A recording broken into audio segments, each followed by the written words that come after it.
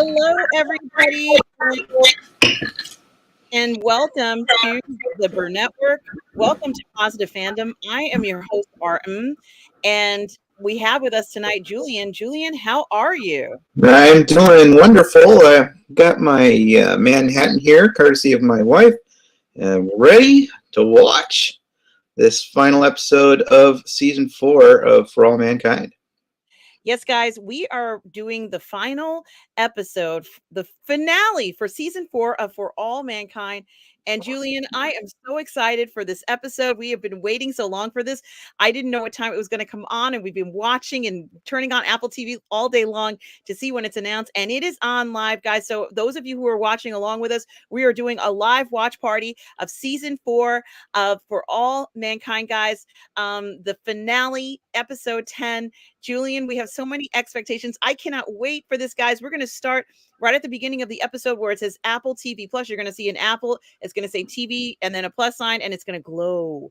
And skip any kind of like additional trailers or coming attractions for other shows, and go right to the show. The beginning of the show. Julian and I are here. We have our counter right down there at 0. We're gonna say 3, 2, 1, and then just say go ahead and press play, because we are starting. Like I said, you're gonna see a symbol that looks like an Apple TV. It's gonna look like that. It'll say Apple TV Plus. Can we see it on And here? it's straight into the recap. Yeah, straight into the recap, I guess. You can't see it because I have a blur setting on my on here, so it's blurring that. But we're going to go straight into the recap. Daniel Berry Sports Highlights. Hi, we are doing this live For All Mankind. I have the wrong banner on the back of the it says Episode 9. So let me just change that while I have a second, because I do have 10, and I apologize. Yay! Guys, this is the For All Mankind season 4, episode 10, season 4 finale. We are so excited. Julie and I are so excited. Start where you see the Apple TV Plus thing. Go past any trailers and go directly to the episode. That's where Julie and I are. For me, it says 5 seconds. For Julian, it says 43. But just so you know where we are, we 47. Start of the recap. Yes, start at the recap. Julian, let's go ahead and press play right now.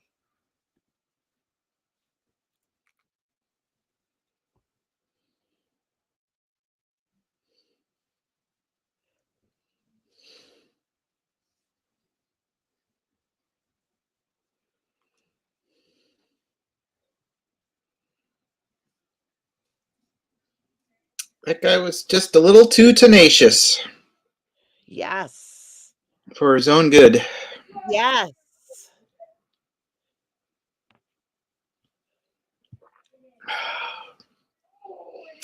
That is Justice for Sergey.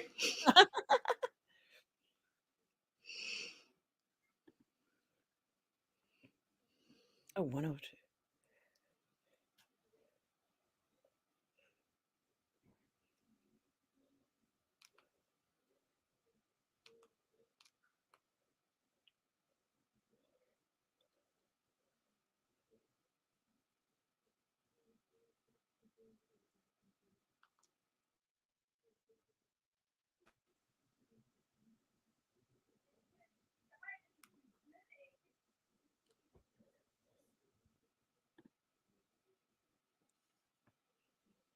Two months ago?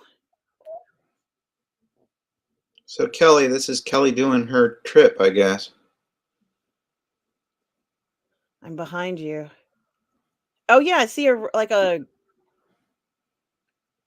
yeah. This is awesome. Oh, what's this?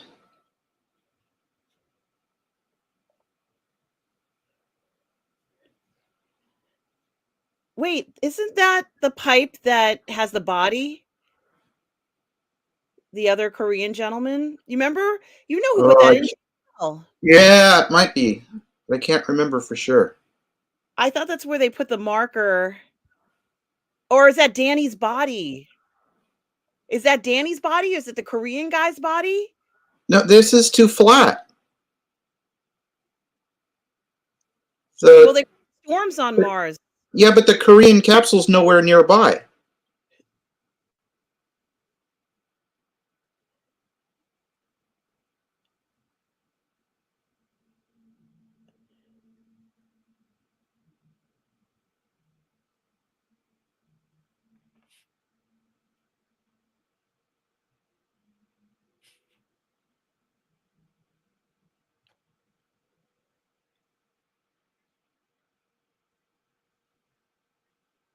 It's Korean's Makarov.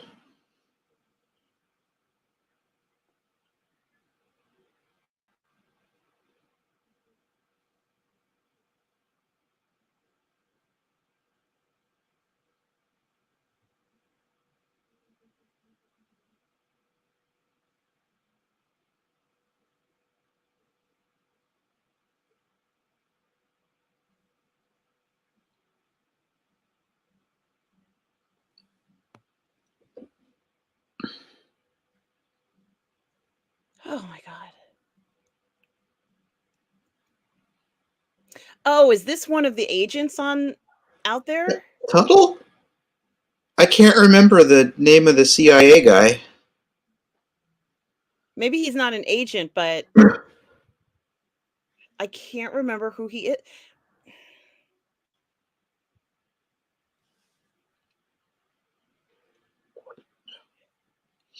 So I they don't. usually just skip the titles. It's Perestroika, right? What's that?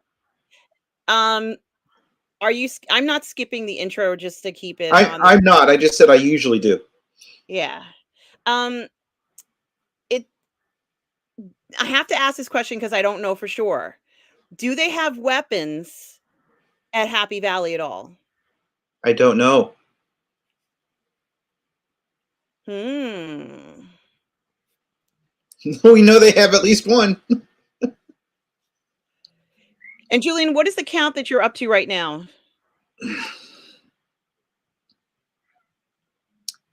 527. Okay, so let me go further. It's shit. It just ended the titles. Okay.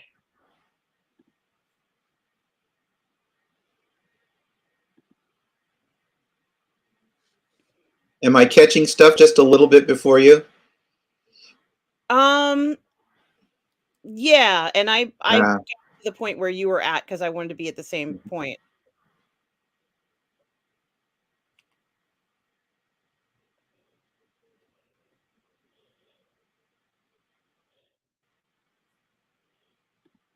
You're out of touch, my baby.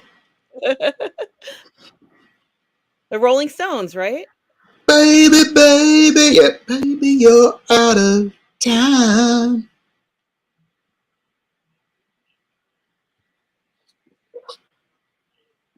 Time.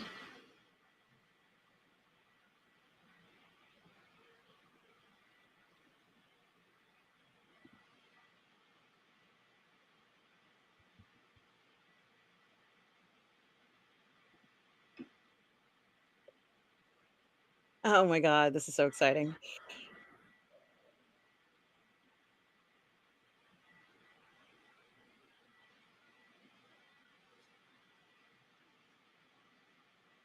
He doesn't trust he doesn't trust Sam. Of course not.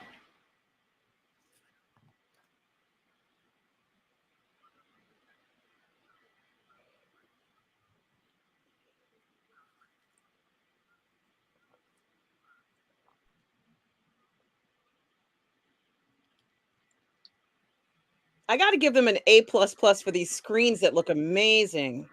Mm-hmm. I bet the Yakutas were involved with that. Hardcore.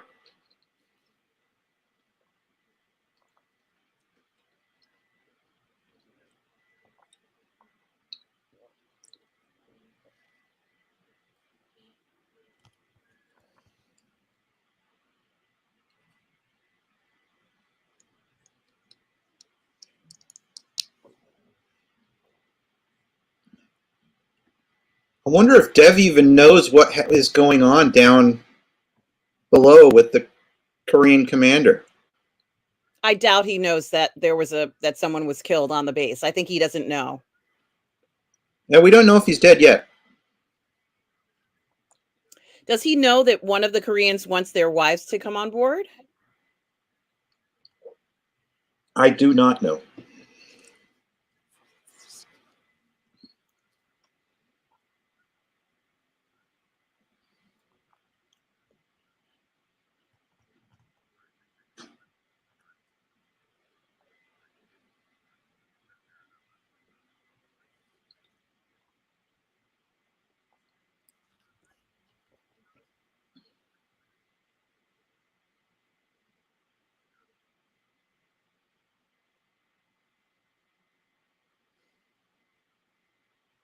I see he's still alive.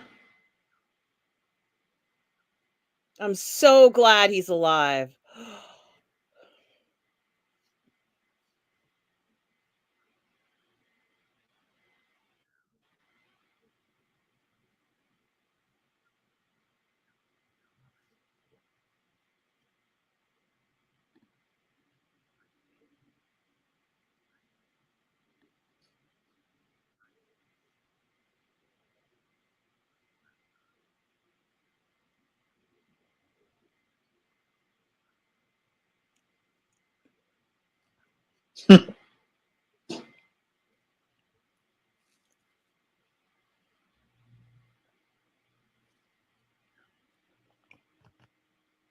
They could ask the doctor to sedate him.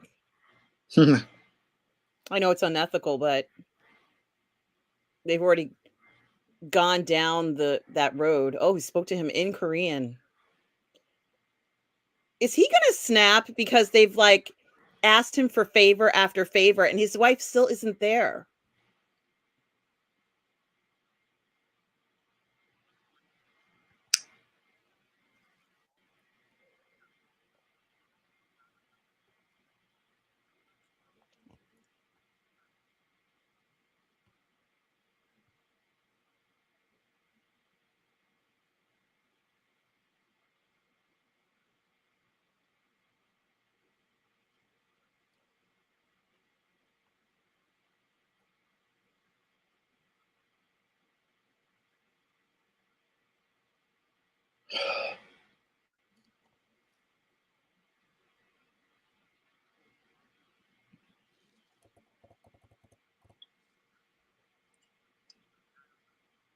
This is almost like waterboarding. Yeah. And it's unnecessary. Oh my god.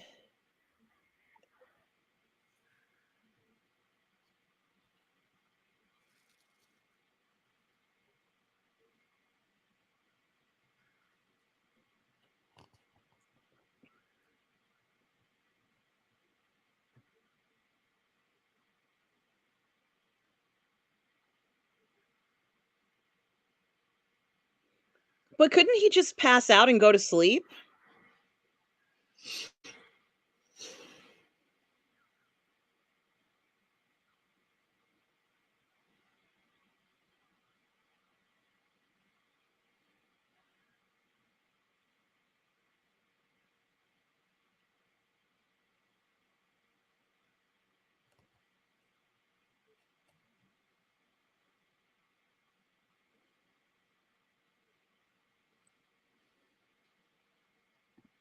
Guess it depends on how much of a team player Miles is.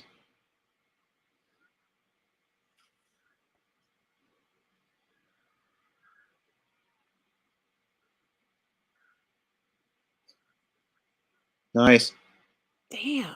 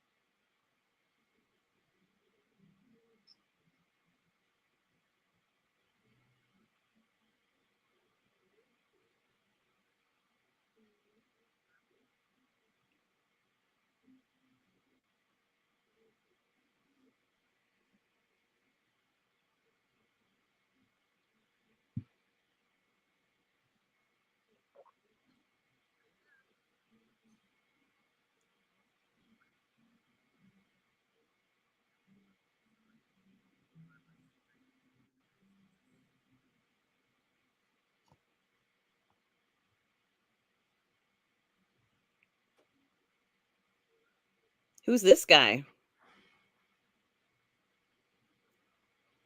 Administrative flunky. What's going on? She's being what's Well, they're going to tell him that they found Sergei dead, I'm sure.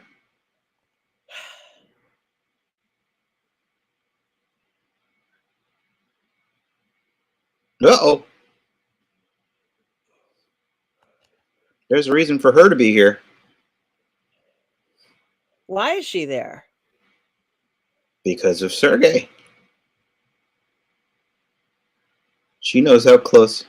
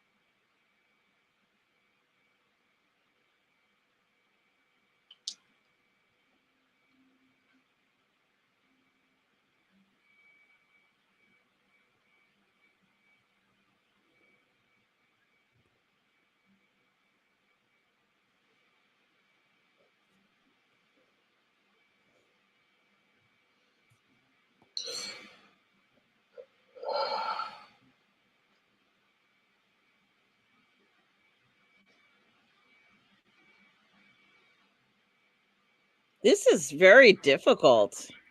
Yeah. And it's also putting Elena in harm's way. Yeah.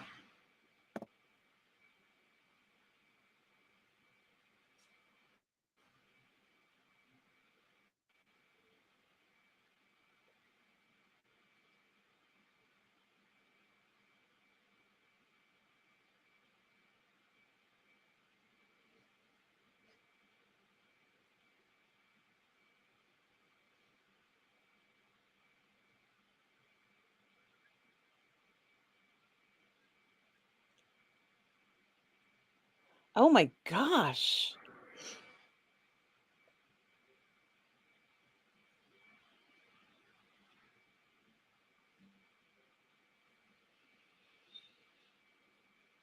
Mm.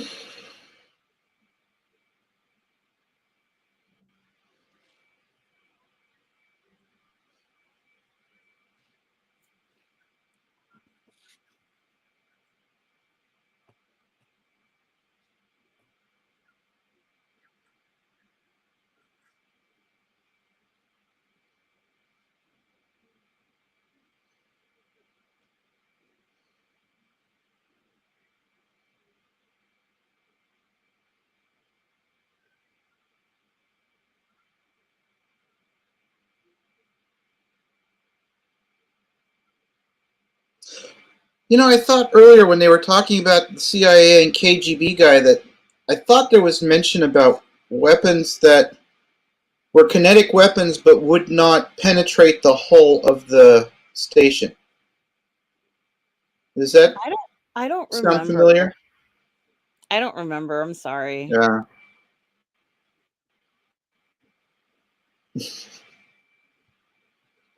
Uh-oh.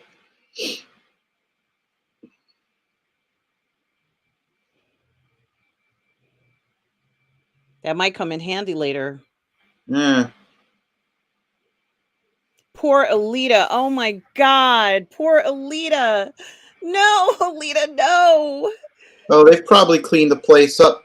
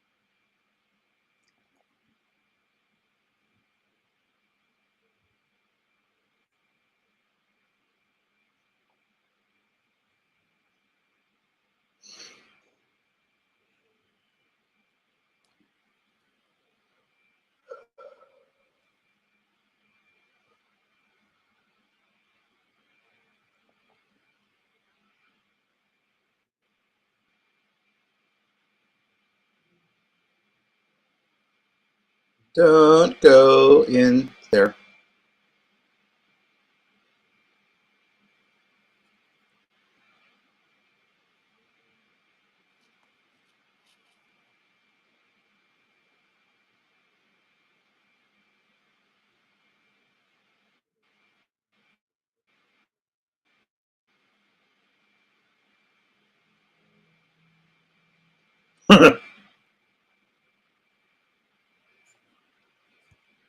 Gee, I wonder what she's saying.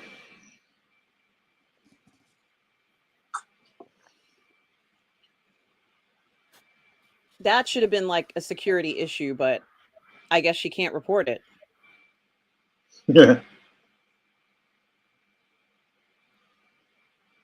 It's not water.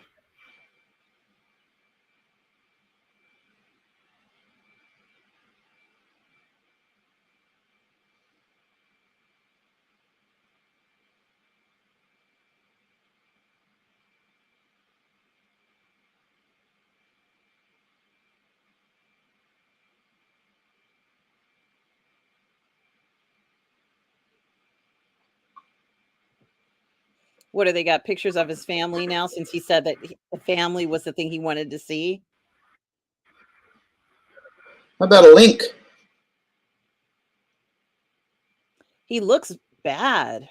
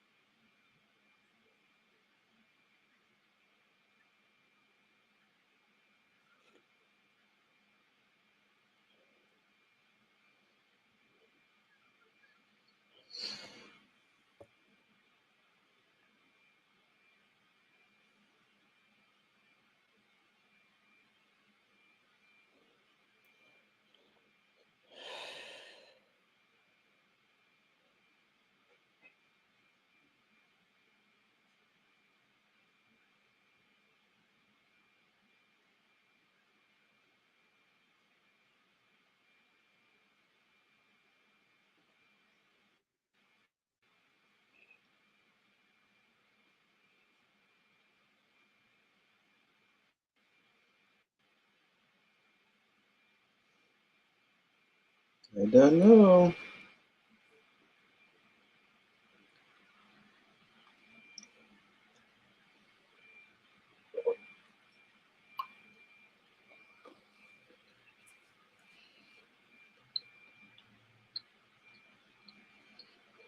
He doesn't know enough to say, "I wanna see Danny," like the commander or anything like that. You wouldn't do that. You would ask to speak to who is in charge. Uh, no, they found his lever.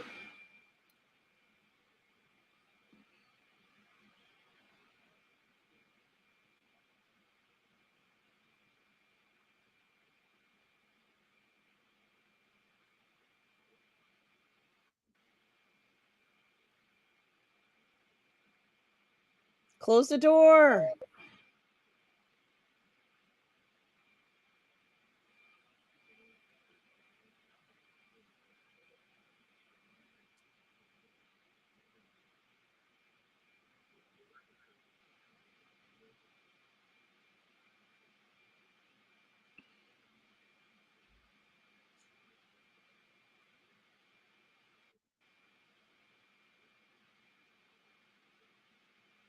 It's going from bad to worse.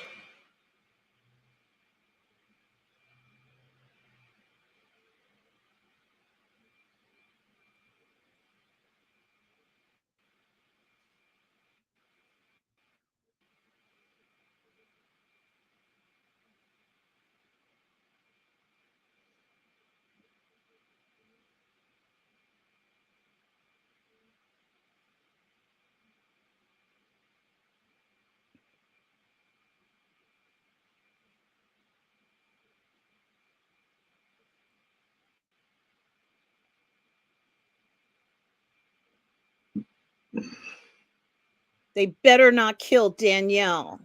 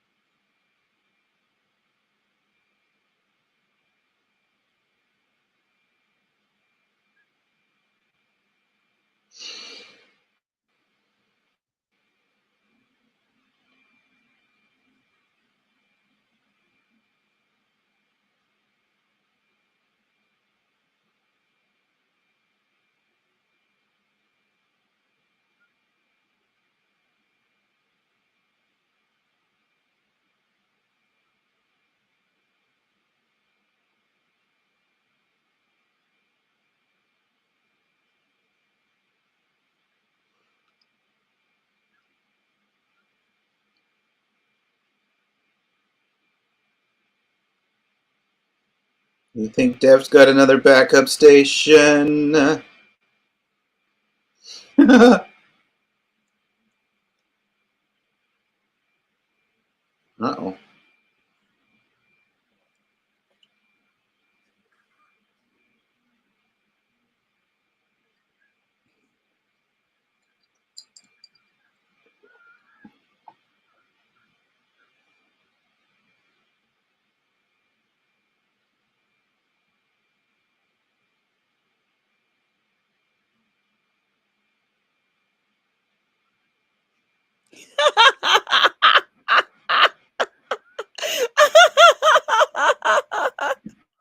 I love it.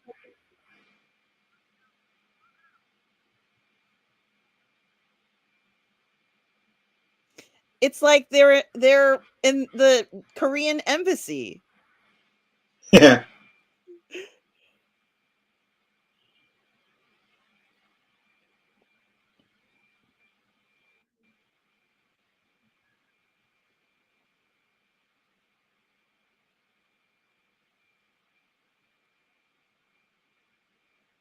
I still I still think that she messed up the machines when she put that water in there, like I said before. Hmm.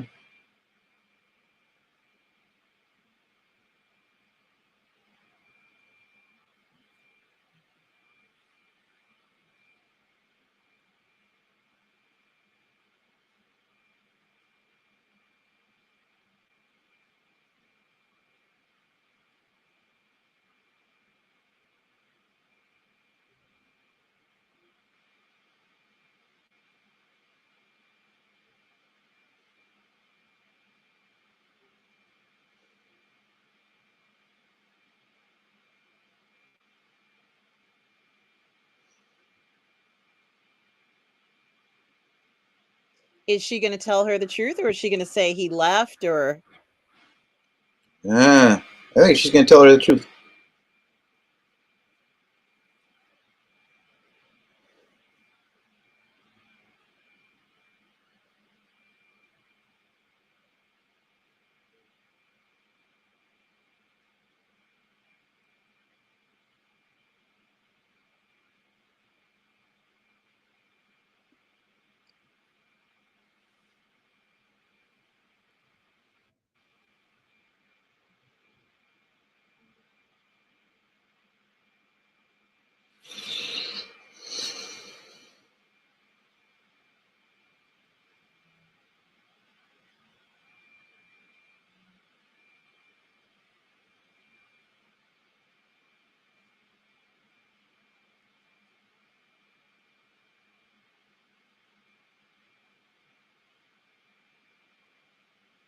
and that's why Irina is there. Surely she must have figured this out, right, Julian? Well, she must have. She should have. She should have realized it was because of Sergey. She cannot go with Irina. What will she do? She cannot go with Irina. Unless she continues to be useful, Irina does not need her. Should she mess up the calculations?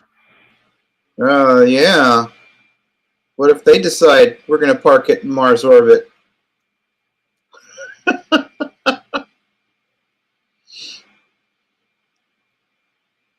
Just as a big fuck you.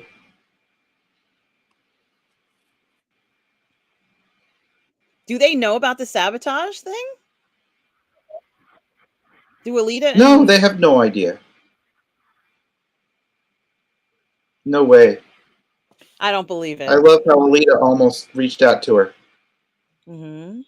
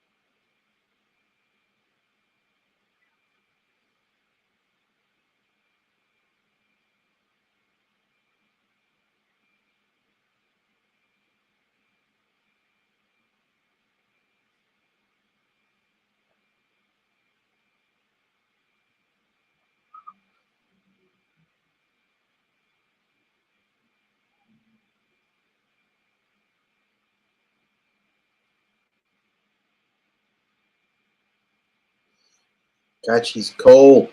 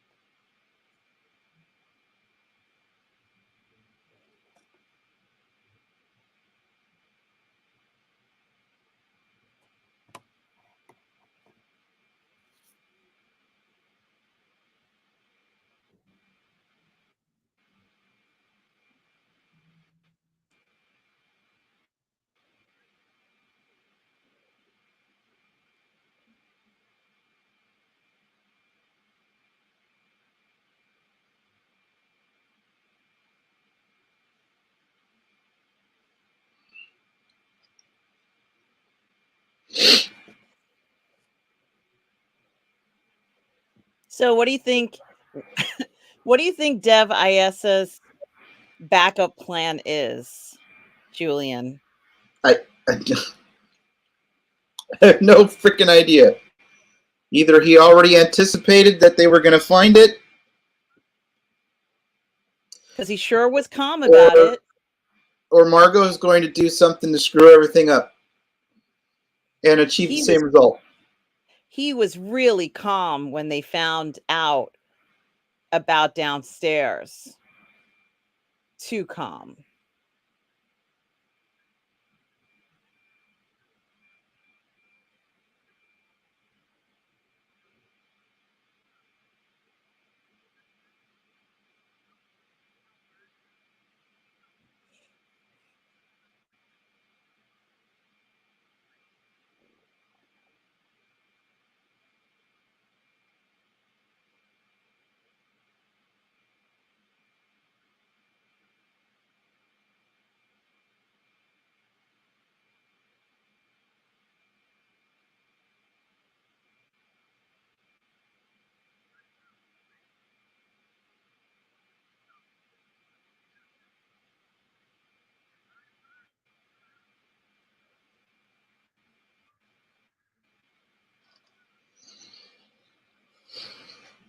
I wouldn't get too excited. You got 20 minutes. A lot can go wrong in 20 minutes. Yep.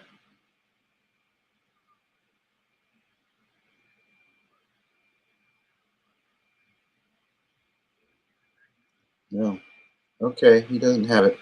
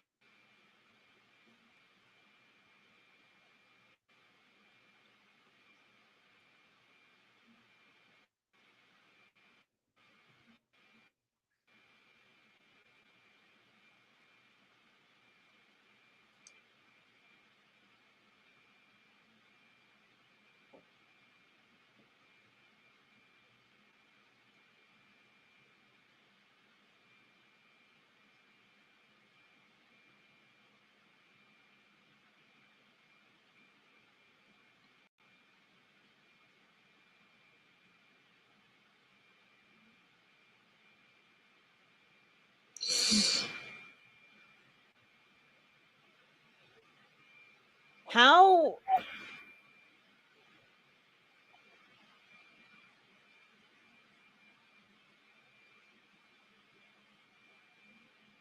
hmm.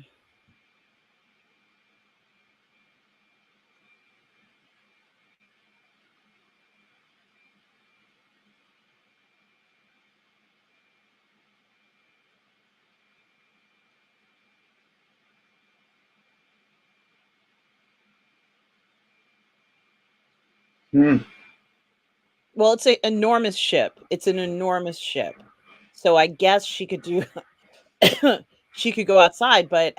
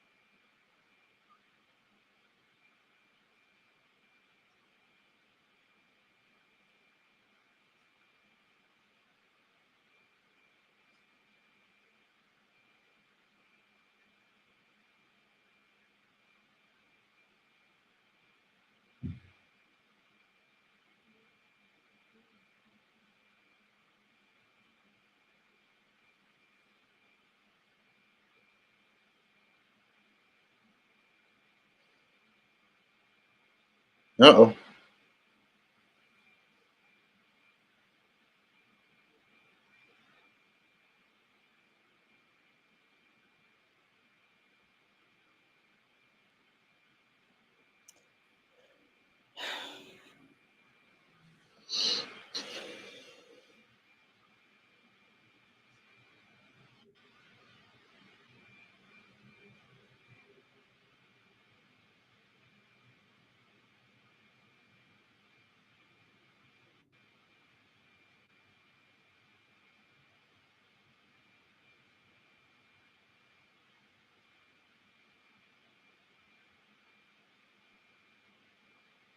She is so close to the engine.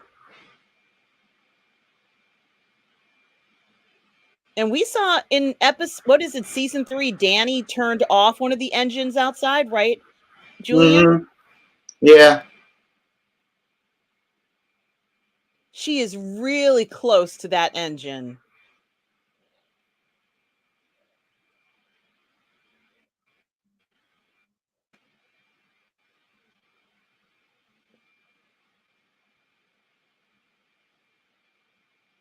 Oh, shit.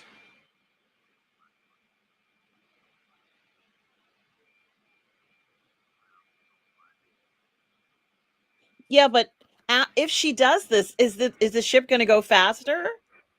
No, it won't go faster. They just won't be able to stop the burn.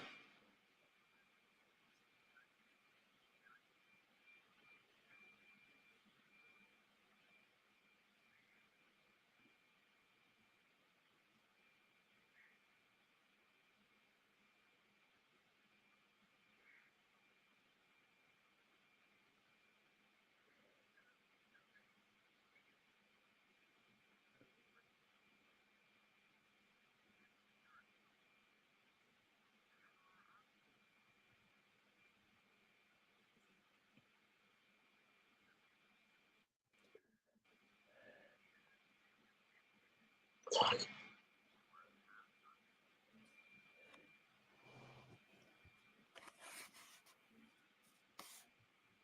Jesus, Ed. It's a dick comment.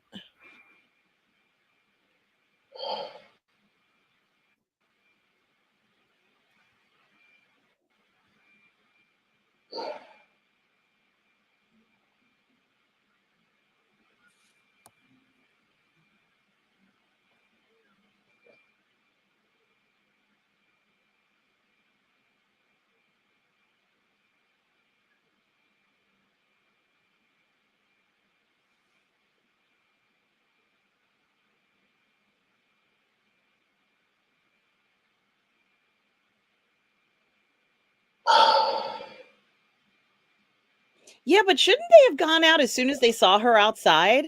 Like, shouldn't they have gone outside then? Yeah, maybe.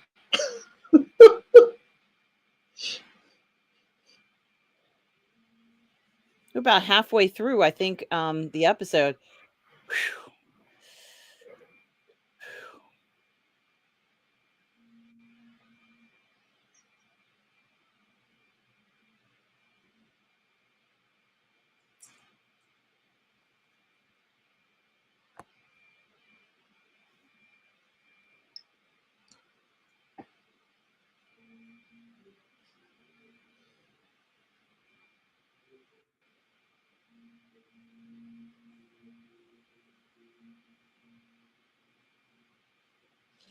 Danielle, it's like, shouldn't you be wondering where the hell is Ed?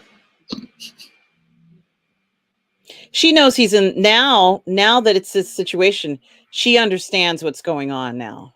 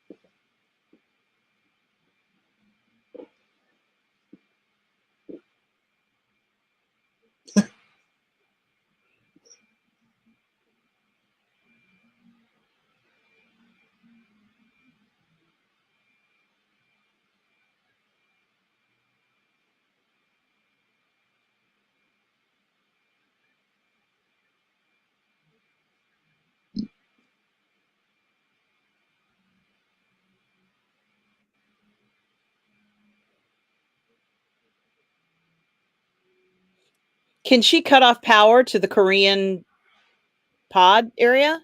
Well, possibly. I don't know.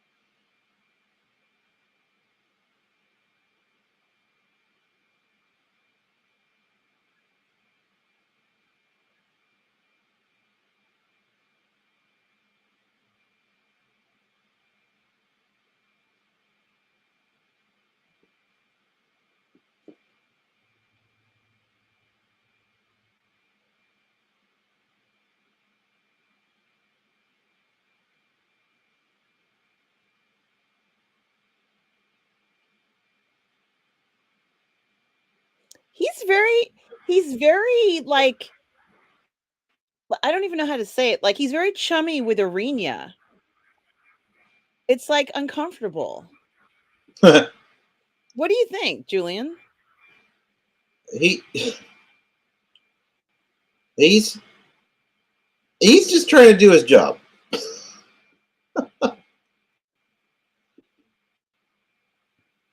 And part of that job means that the US and the Soviets work together.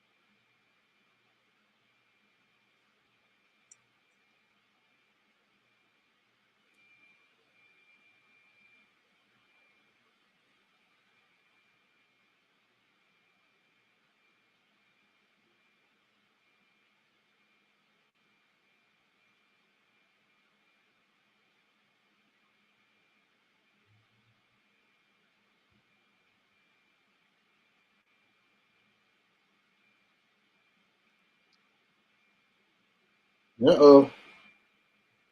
So who's gonna Right. not make it? Her, I, Palmer, or both? I want Palmer to die. I don't want Samantha to die. I don't want her to become a martyr.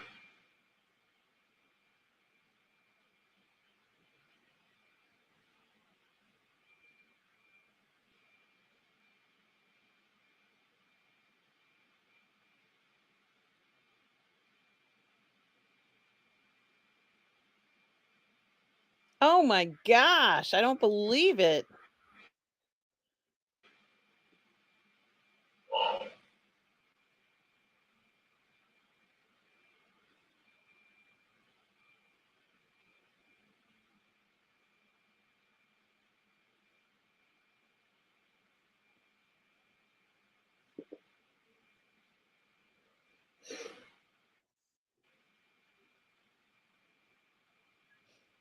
I am loving these exterior shots of this, Mm-hmm. you know, it looks really cool.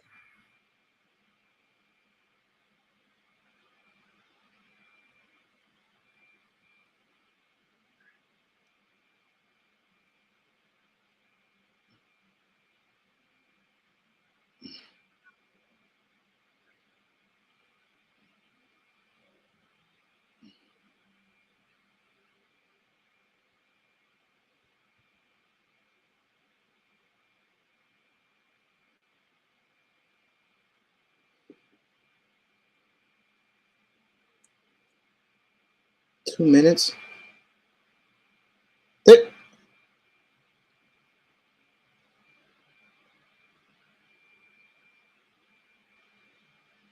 I'd never be able to put in code that fast.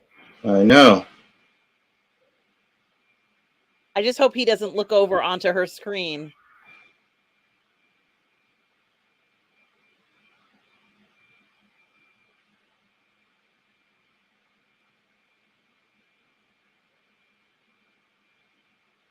She finished before him, right?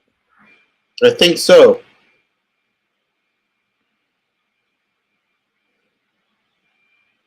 But when it doesn't work, they're going to go through that code, figure They out why are. it didn't work. They will.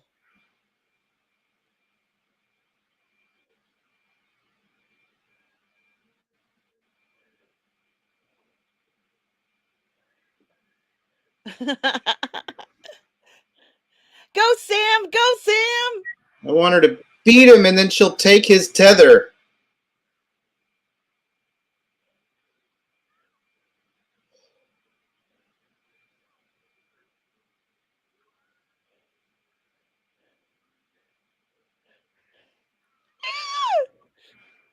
Go, Sam! Uh-oh.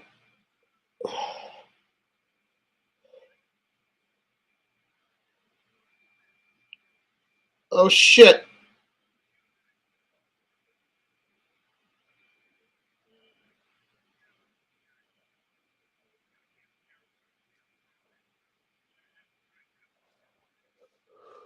Oh!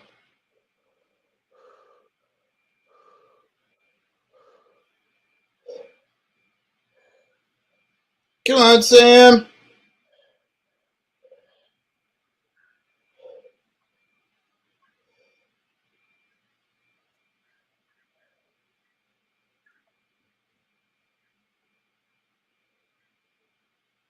Take his tether. Take his tether. Go, Sam!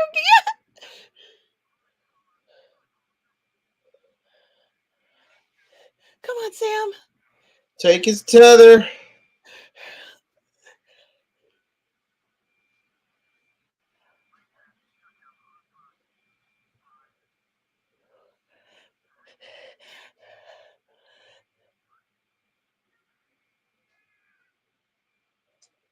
Oh, nice.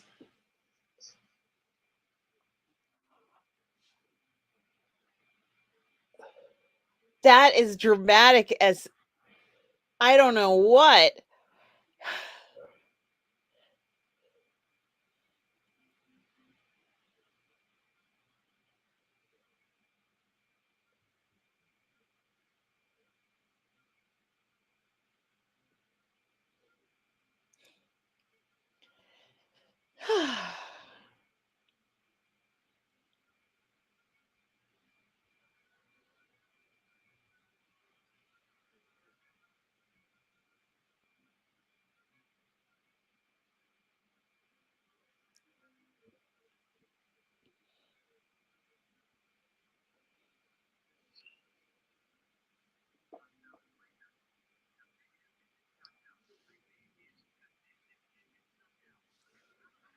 Hmm.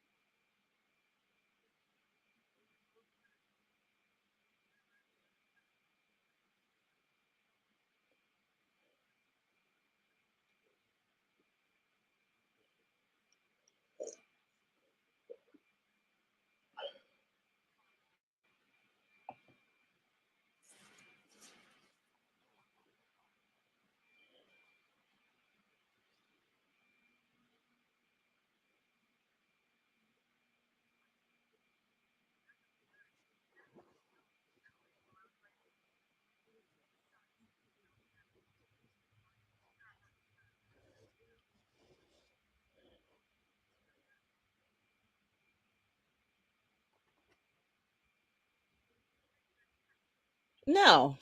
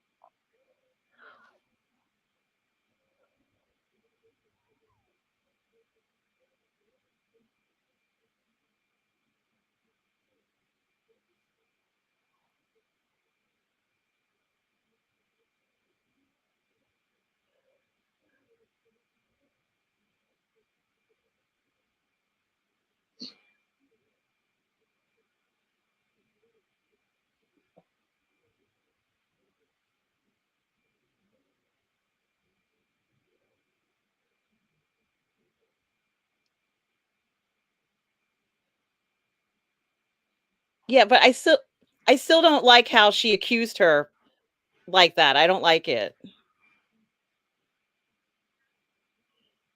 Well, you know that Arena knows that she's been involved. You know that they've been in contact outside of mission control. So Why can't they just blame Arena? Say it was Arena's fault, right? how would it be?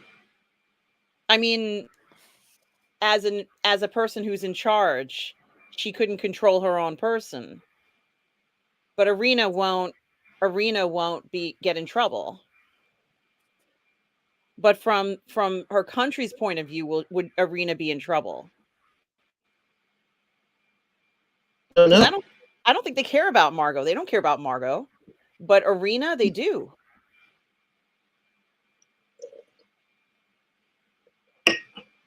What is No, going Arena's on? position is contingent on her producing the needed results for the regime. She just failed.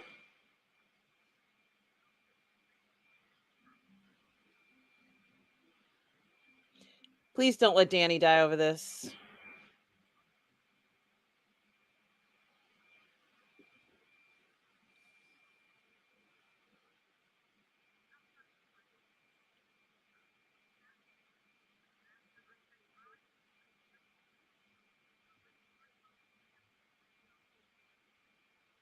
Good.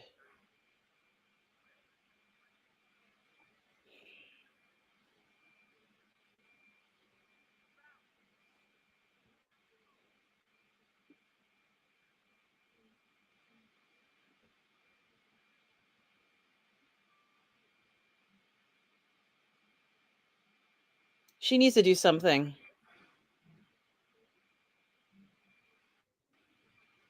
She could maybe lock the elevators.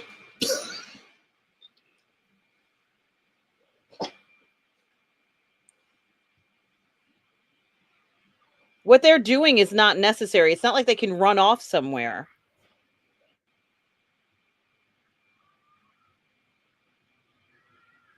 Ha ha!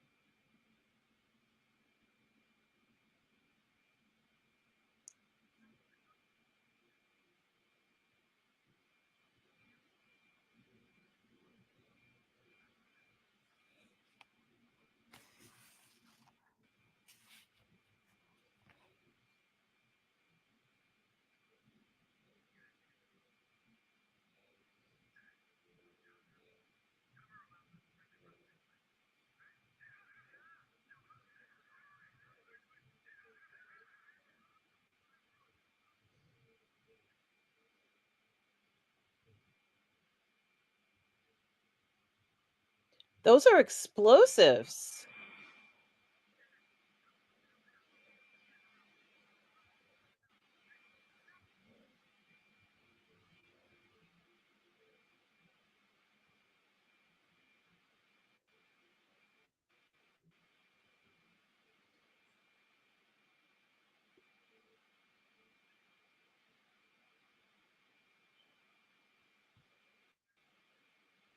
Oh my god.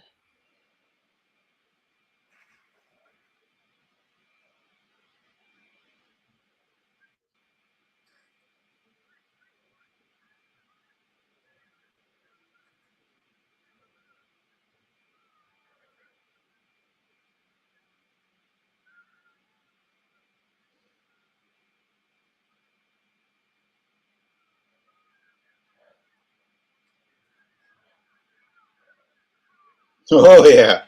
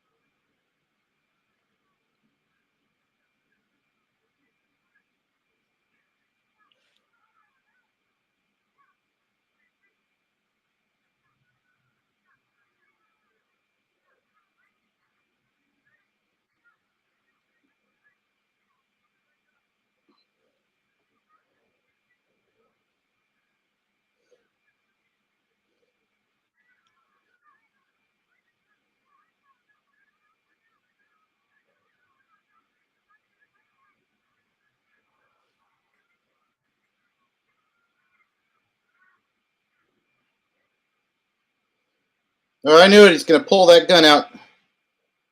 And who's going to get the bullet?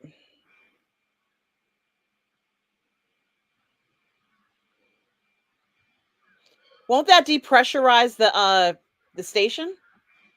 Well, it could. Therefore, Oh, they're levels down. underground. But if it goes in the wrong spot, it could cause something bad. They better Just- not have hurt Danielle. That's all I'm going to say.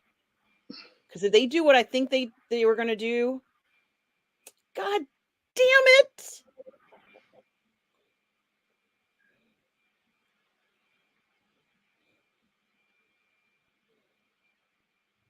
Oh, that's a serious shot.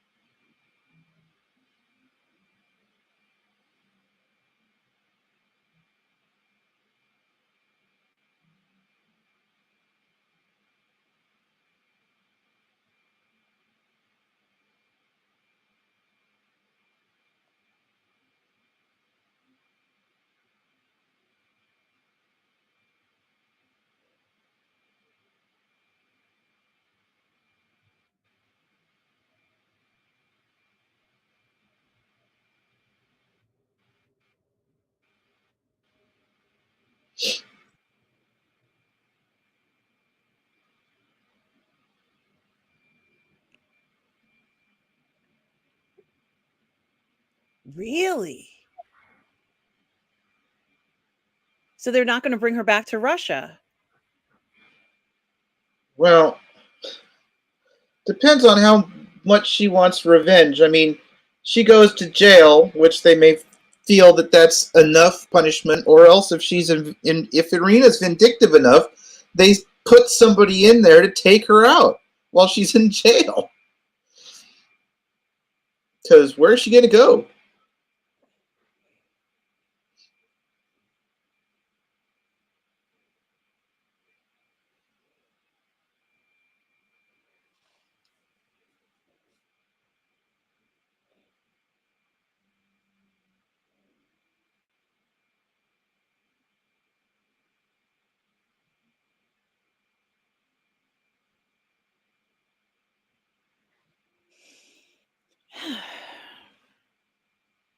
Well, I guess that is one way to keep her in the US.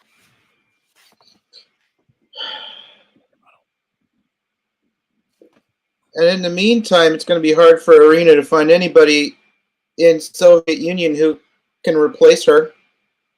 Yeah, she's irreplaceable.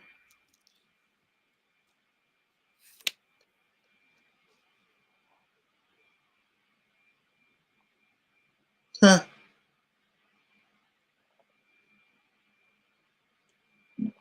See, I was saying she's going to return to Russia and she's going to be the person who failed. And they're also not happy with her. They didn't like her in the first place, right? No. I bet there's somebody waiting for her in an office. That's what I was thinking. You've been replaced, Irina. I'm sure she has been. Because she should have never let Margot have so much control.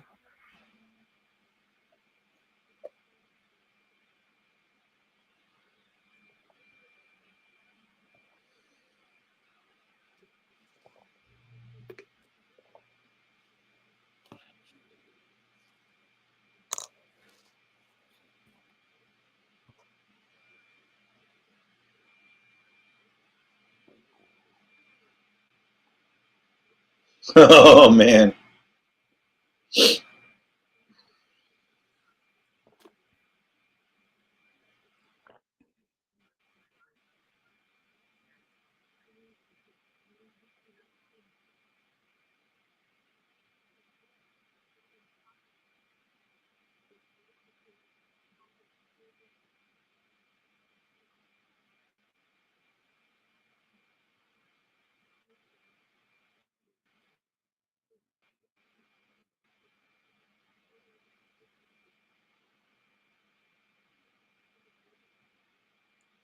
Is it his wife? That would be crazy.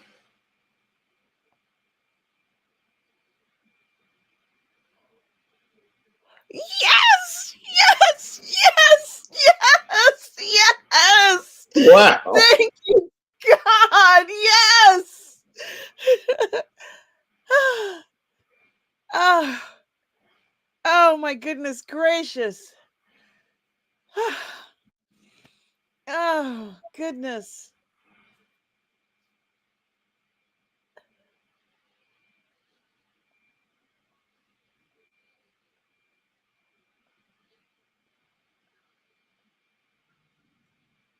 Colonists. Oh my God.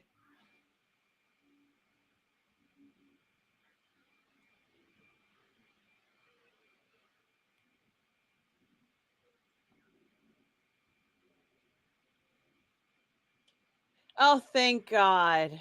Thank you, God. Yes. Danielle, I love you. Oh, oh thank God.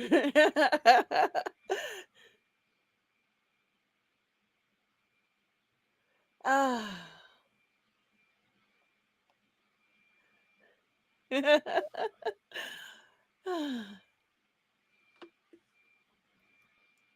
Aw.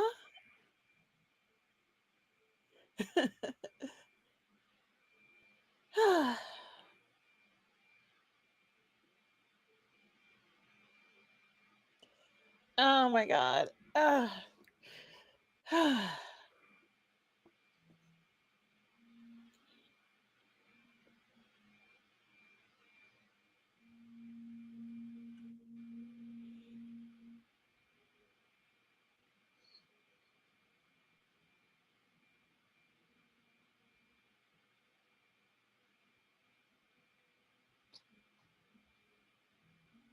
What is he looking at?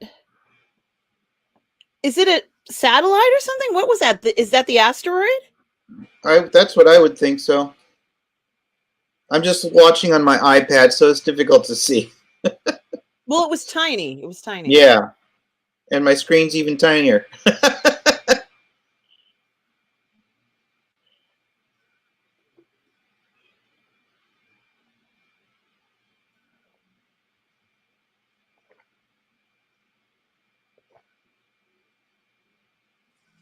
He moved. He's right outside of Kelly's crater. Yeah.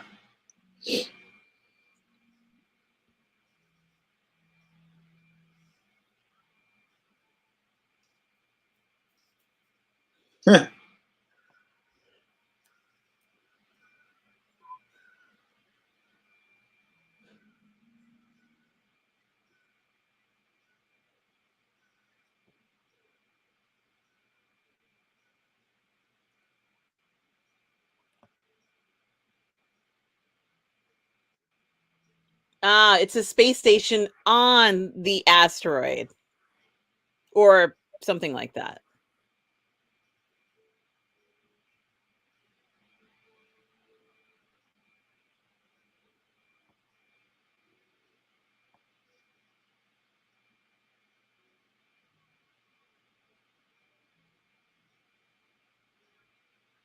Kuznetsov Station. Kuznetsov Yeah. Station.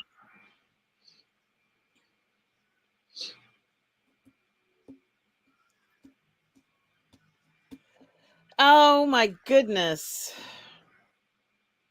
Oh my goodness. Oh my goodness.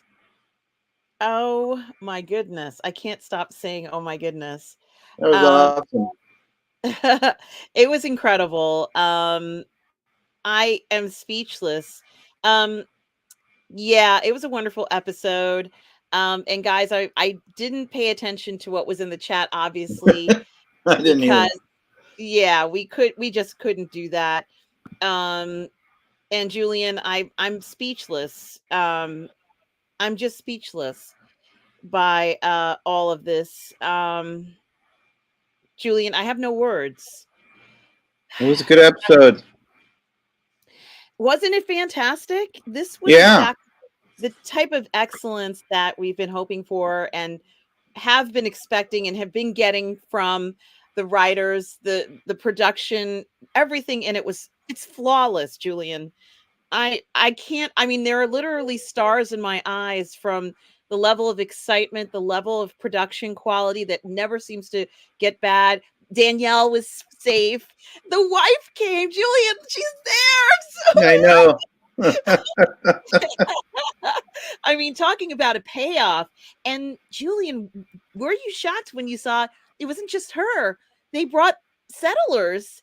That Um, was very surprising.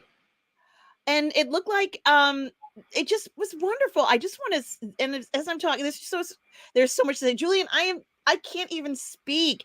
Hello to Daniel Barry's sports highlights. Also to Bruce Lamb. Hey, Bruce Lamb. Sure hope you are well. John Cipolla is here. And Bruce Lum again. Bruce, thank you for your comments and chiming in. Bronzo Kilborn, Gary Bando Sandwich Worthington is here as well. Tom Jr. Jackson. Sure hope you were watching the episode along with us. Tom Jr. Jackson, moderator, collaborator, and good friend. I am completely speechless, everybody, over what I consider to be one of the best episodes I've seen. Darth Plato is also here. I don't even know where to begin. Uh, Goodness gracious, Julian. I can't, I don't even have words for this. Yeah. Um, No, they didn't show how. Yes, I am speechless. I am literally speechless. I have no words for the amount of joy and excitement that I felt through this episode. I felt like Julian, I felt like we were engineers going along the ride with them. Did you feel that way, Julian, in this episode? Well, I wouldn't put myself so far as a engineer, no.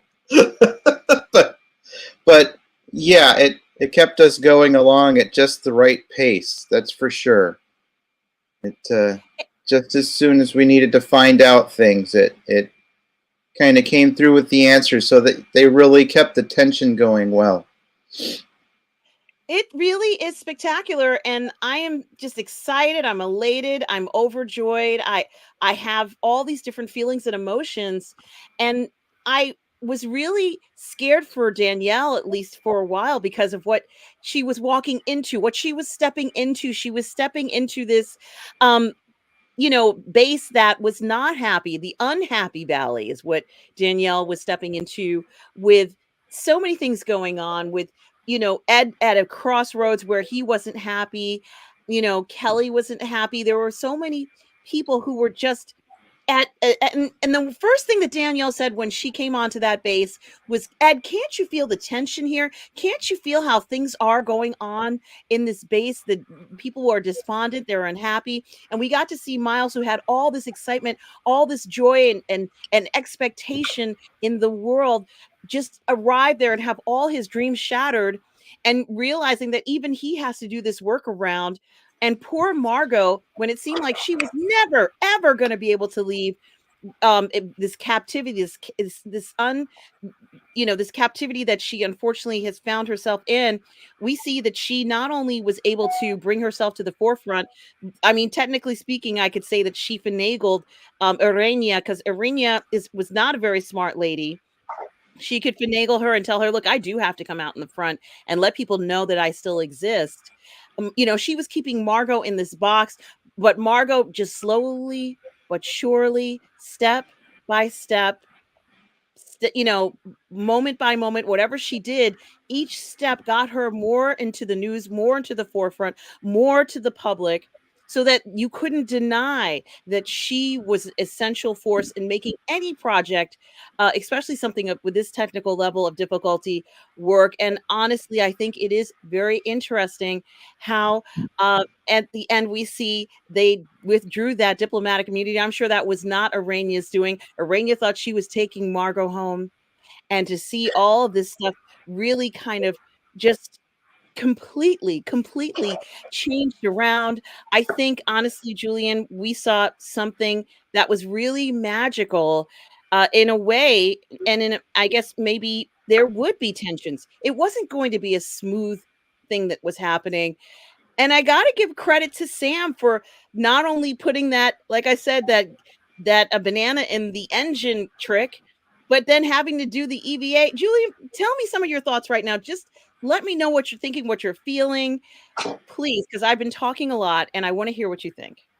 Wow, they didn't pull any maneuvers where something happened to somebody that we didn't want anything to happen to. Mostly, I think Irina. There's the possibility that she actually thought that, because it's possible that she was the one who immediately withdrew that diplomatic immunity, thinking that that would be the consequences to Margot. That Margot didn't want to go to jail, or prison, and that she'd have to deal with that. And yet Margot was in a place where she's like, "Do your worst, I don't care." So, yes, it's possible that it wasn't Irina. Perhaps Irina had other plans for retribution for Margot. Once they got back home, perhaps, the Presidium decided that, nope, we don't need her, so U.S. can do whatever you want. And that could also be kind of a punishment to Irina, first level punishment of, you screwed up. You failed. The Goldilocks is not coming to Earth. That could have serious repercussions for that regime in the Soviet Union. So he's like, yeah, we don't need her. So They probably removed it. It's possible they removed it as a punishment to her, knowing that she wanted to bring Margot back home and punish her herself. And they're like, no, we got plans for you. So um, that was cool. It was very. We kept on hearing about when is my wife. When are you going to bring my wife? And they're like, oh, it's very difficult. No, I don't know if we can do that. So that was a very, very big surprise at the end, and it's almost too good. It's like we didn't even deal with how that was possible, that they managed to smuggle a whole bunch of people in space to another planet. I'm like, Well, I'd like whoa. to believe that Dev got wind of it. This is just me. I'd like to believe that Dev got wind of it and he said, "Oh, that's perfect for us to continue living out here for people who are in a bad way. We can get them up here." As I have Eric Cusine. Hey, Eric Cusine, as says they were not so much settlers, but smuggled refugees. And I Yeah, think what's really interesting about this is that it did feel so good to see, his wife suddenly get there, and she's he said he felt like Mars was his home. yeah, And with I love Mars, that. it was beautiful. And in the sense of how do you start a colony in a place? Well, they want to be in a place where they can live their lives and be happy, and I have a feeling they're going to be very happy on Mars. And seeing Depp right near Kelly's crater like that gave me a sense of it. I thought it was just going to be one or two people living there. It was much more than that. The future's so bright for Mars right now. And Depp is smiling because he realizes that when he sees ships coming into the atmosphere or looking up at that asteroid, which is now in Mars orbit, that it's going to be such a bright future, maybe the next 100 years on Mars. And Dev can continue to do his work and come up with new innovations and new ideas. Those guys who were decided to back Deb coming out of the strike have found themselves in a very interesting situation. Maybe life is brighter on Mars. What do you think, Julian? Is life going to be brighter in this new place where they can start from the ground up and just build a new place? Was Danielle being there? Did she have an influence over, let's say, even increasing the morale to a more positive, sentiment, and maybe even putting things into perspective for everyone? Because I think her actions and her words certainly set an incredible example, even in the toughest of times, Julian. Yes, it's certainly, her being there, trying to improve the morale in positive ways as well as she could. I'm That rubbed off on everybody there, despite the labor issues and all that kind of it obviously showed once there was danger to her life. Everybody there, all parties involved on the base were like concerned because there's not that many people there. Everybody. For the most part, everybody there, and so it's like somebody down the block, getting injured, and when we used to know all our neighbors. Um, Maybe that's kind of the problem with a lot of places. We don't know our neighbors anymore. Um, Yeah, and that is such a good point, Julian, because I think when we saw in certain times, in not just in this episode, but even this season, where we noticed this division of camaraderie, and perhaps even this division of humanity aboard the station, aboard Happy Valley, where people, that first episode where Danielle comes on board and she's walking through the station, and it's a mirror image with Miles and his experience. And it was almost as if they might have been in two different planets, not on the same planet. I think even that existing, I think maybe Ed had kind of given up he'd kind of given up on his future in addition to staying away from his past. And he didn't want to tell anybody that, he just kind of wasn't interested in, he's just going through the motions at this point. And as far as he's concerned, he doesn't want anyone to bother him. It's interesting that that happened. And I think maybe Kelly being there and Dev being there, and Danielle and his grandson Alex snapped him out of it. I think this entire experience snapped him out of it because he was not in a good way. He was pretty much dogging everybody. He was even dogging the workers who were so faithful to him, saying that they're not qualified. Who are these people? What do you think about that change of heart he had where he read, that document, which is responsibility as working for Helios, and then decided to give it to the workers? What did you think overall? Do you think that that was part of him changing, or did you think it was more of a selfish act? I I felt like his issue when he was helping during the strike and encouraging the strike still felt a little bit self-serving. I don't think it was until Dev showed up with a plan and said, we can stay here if we do this, is when he finally, had some hope again. I think, was it Grigori, when he died at the very, beginning of the season, that really kind of, threw him for a loop after that. And the only, thing that was keeping him was getting stoned and and then when he started getting close to that other gal, and then she was sent home. Yeah, he was kind of despondent, and yeah, I don't even think Kelly and his grandson shown up. I don't think that they were even getting through until Dev kind of like put that plan into his head of, this is what we're going to do. This is what we can do. We both want this. Then he was like, okay, I got a plan. We can make it a reality. Because he had no idea how he was going to make staying there a reality. He was just kind of like in limbo, floating around, trying to figure out what he was going to do. So. And I think also, and this is, I'm sure other people have said things like this, but it is, Mars was starting to feel like the wild, wild west to me.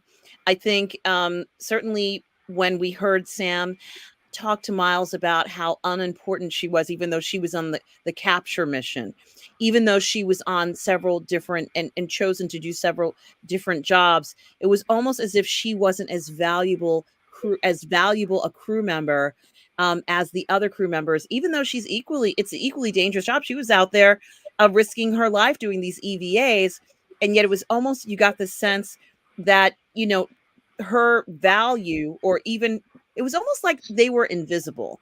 And, it was very interesting. We saw where people were mourning the death of course, the Russian astronaut. Of course they were. But then, of course, there was this other gentleman who had died at the same time. And you didn't hear much about him. In fact, when Sam was talking about that to Miles, he was quite surprised to hear this. Do you think that going forth now with what's happened, there'll be more recognition, respect on both sides for one another? And do you think that after this fight that they've had, I think someone had said it's going to be the fight for independence for Mars. This history will tells us anything, and there'll be this fight for independence. Do you think people will acknowledge them as being an independent, I'm not going to say nation, but colony now, versus Happy Valley? Is it the Mars colony, Julian? That's still kind of a question. Is Dev doing this to say, what? Dev controls Helios, supposedly, still, right? Now, is he using that to make this basically a Helios colony, and saying to the nations of Earth, the M7, it's like, if you want riches from this, rock, you deal with Helios. and through that, basically, the colony on Mars.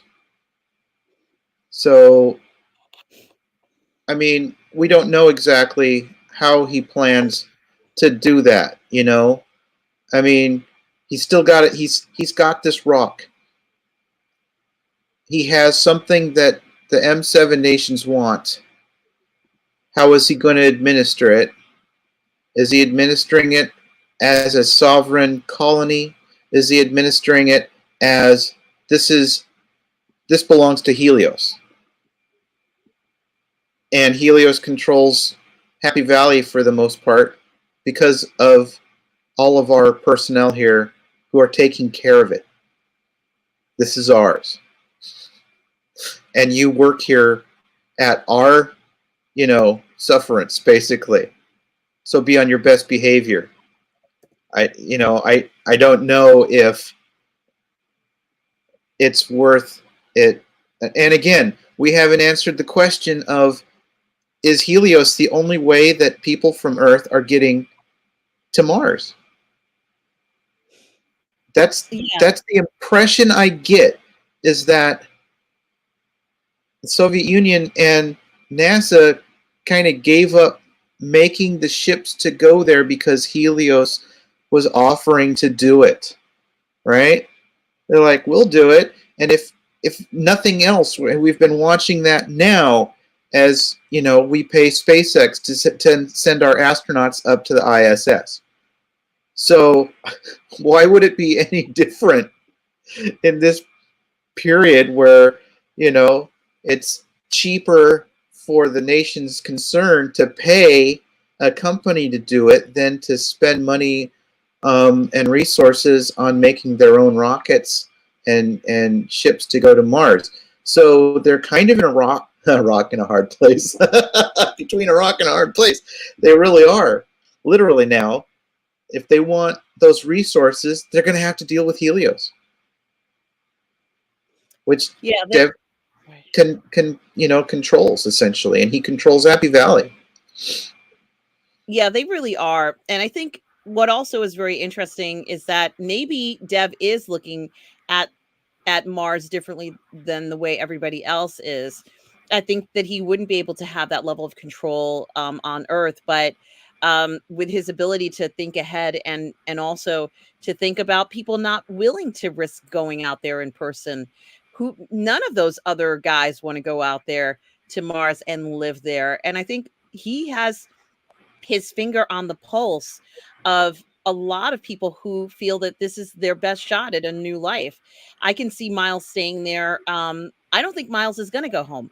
I think Miles will stay on, and he's going to, invest more in Helios and maybe even bring his family there, although they may not like it. But I think that Miles can even see a little bit further past than what he thought he was going to get just this 2-year sign on. Do you think the rest of the crew are looking at that 2-year sign on, or let's say if they are doing it or are about to finish it, as that doesn't even matter anymore? Julian, does it matter to them anymore?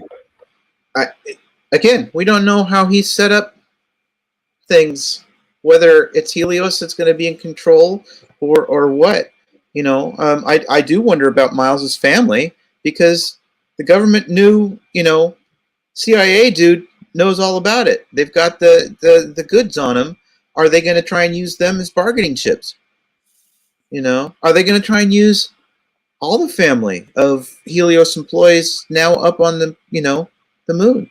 What's going to happen? That's a tough thing. You either play hardball or you sit down and negotiate and deal. And again, if Helios controls the means of getting up into space and to another planet, then they have the run of the table. They control that. Is the cooperation between the United States and Russia finished? Well, that's a tough one. I mean, I'm sure they'll go back and forth trying to figure out whose fault this is, and say, "Oh, that didn't work."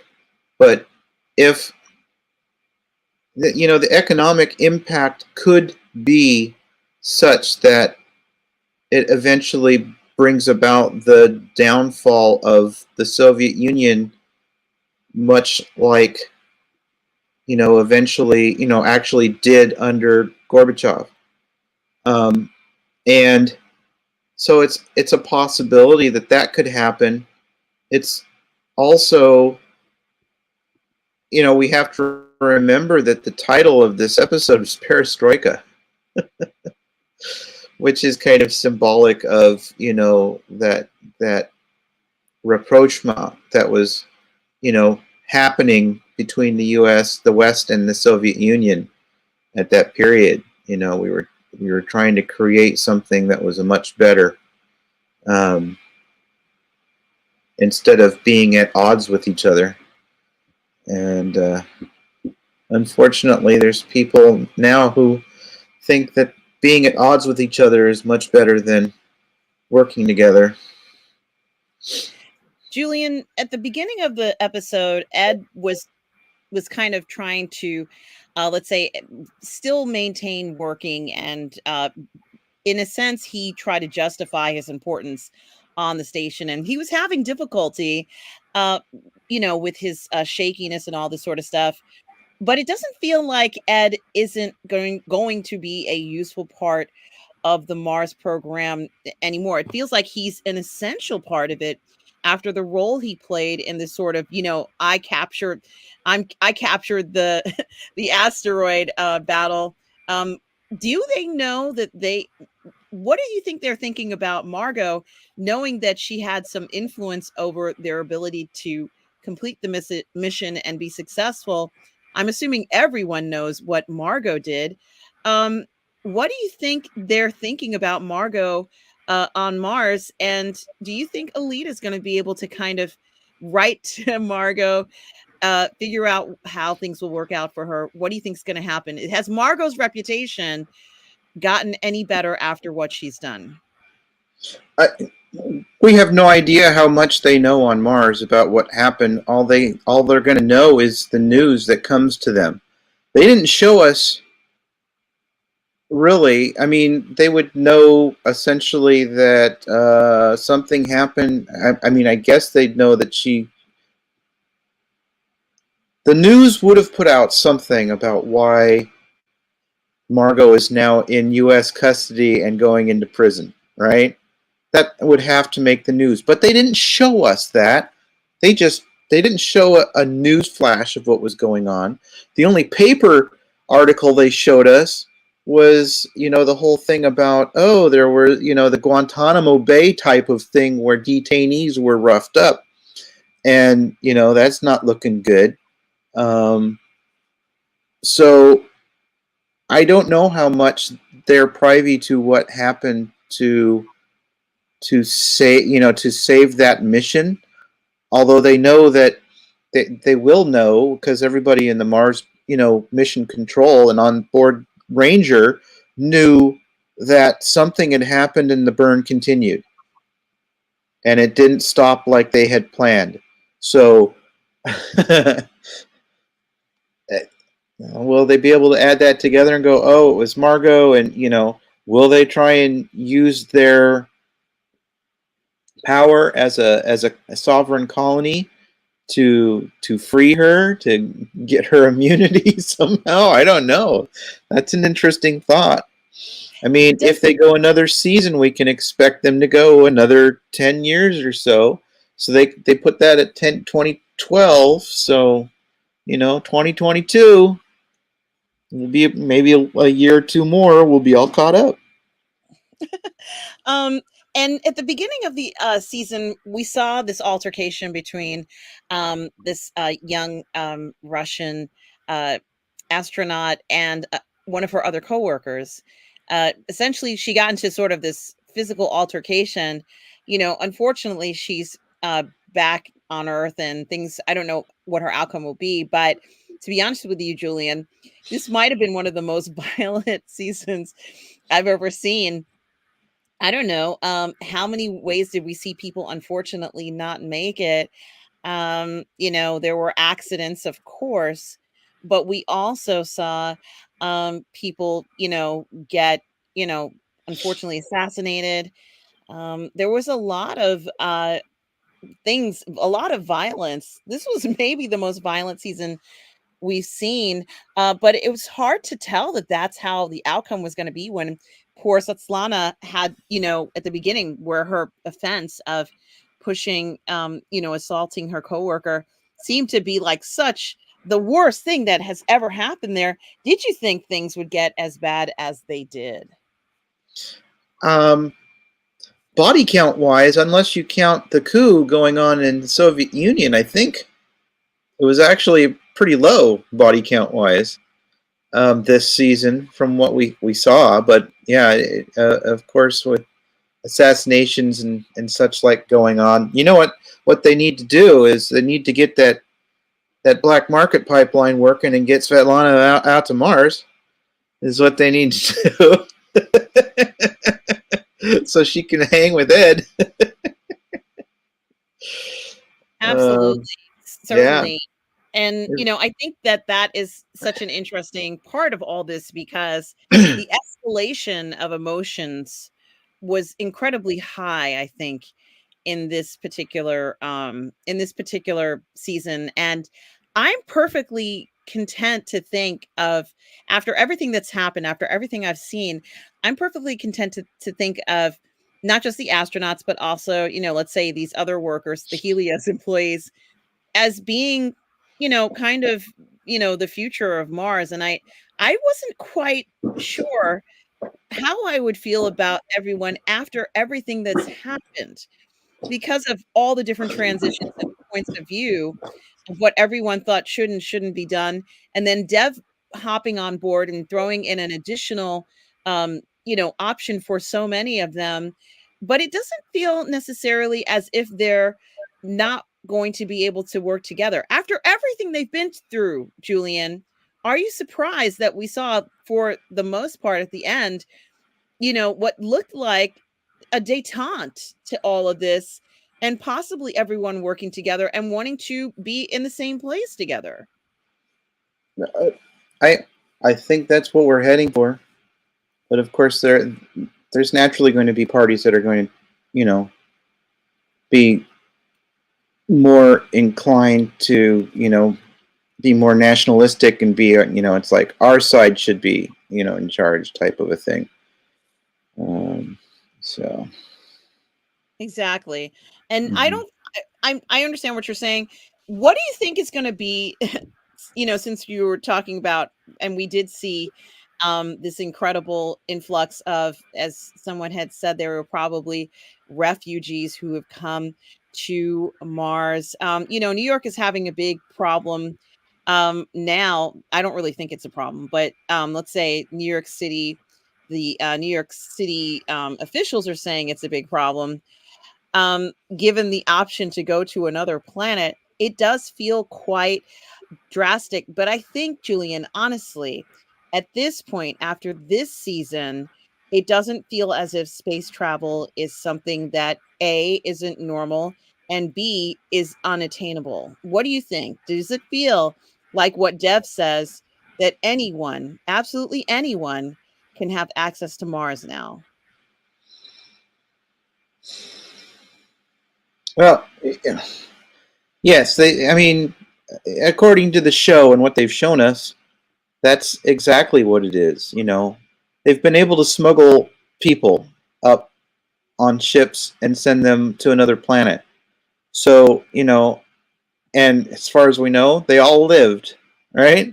So, I think what did they say with the engines that they're now using? Um, what did they say? It was like a 30-day trip or something like that. So it's Yeah, not. and Yeah, it's a quicker trip, and they don't have to wait for a window anymore. yeah. They can just go direct shot. So the fact that they can put some people in a container, make sure that it has enough consumables and stuff to keep them safe. That's yeah. Anybody can go to space now. The way that they're making it, I still think that they need to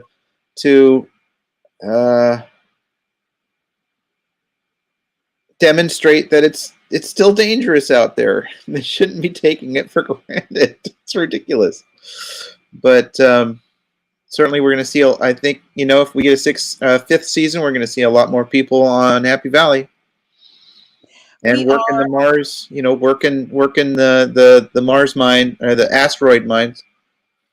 We certainly are. And did you ever think that we would see this gun again? And of course, Eric Lucina is talking about it. The Korean pistol discovered was literally Chekhov's gun. You show a gun in first act, it must go off by the third. Also, Chekhov from Star Wars is a meta reference as Star well. And Trek. of course, excuse me, sorry, Star Trek. And of course, we even heard a reference to Star Trek, where Danielle says, I absolutely am going to raise my grandchildren as Trekkies, which I think many of us, our first thoughts are, of course you are. But it felt so good to hear that. So you were not surprised to see this weapon in action in the season then?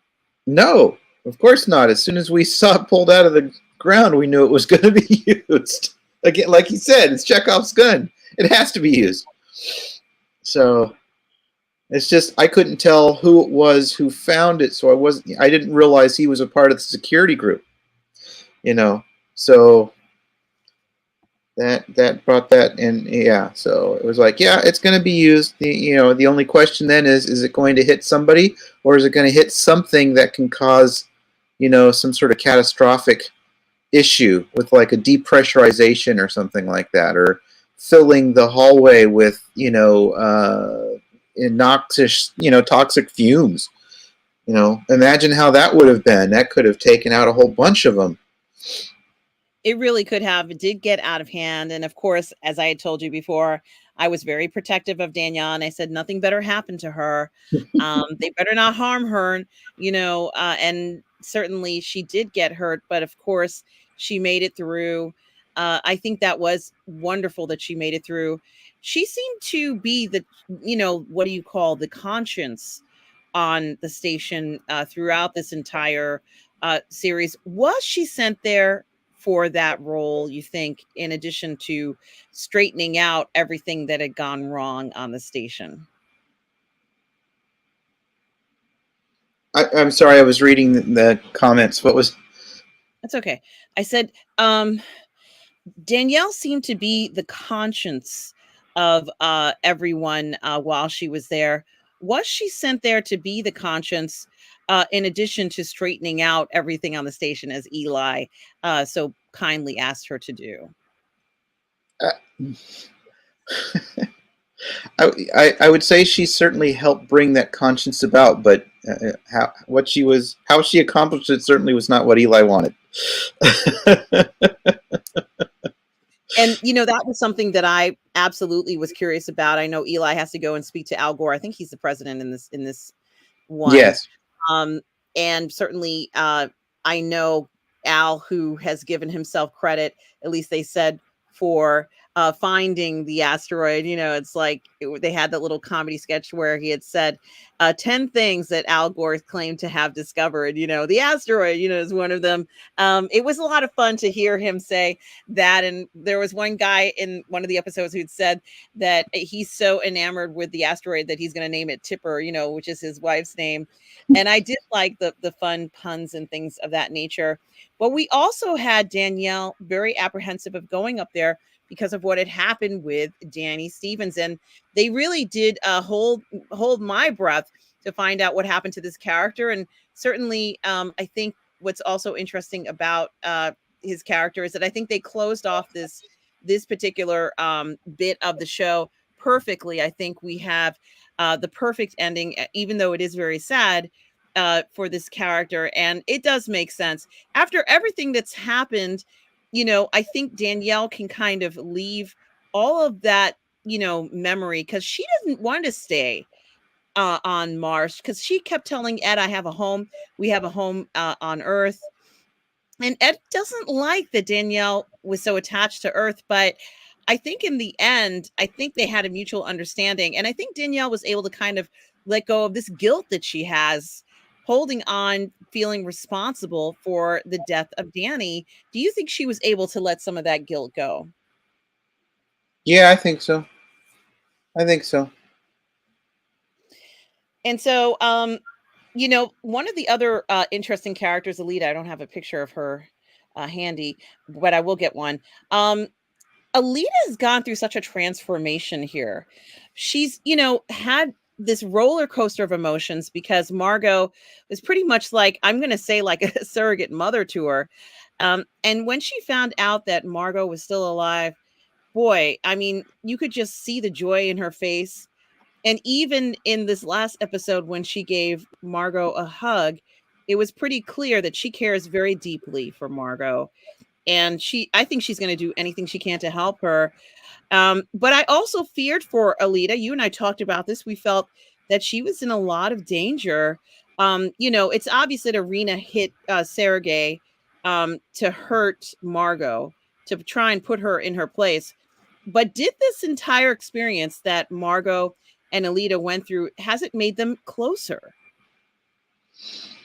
Well, yeah, definitely. But I think Irina took out Sergei because he was dangerous.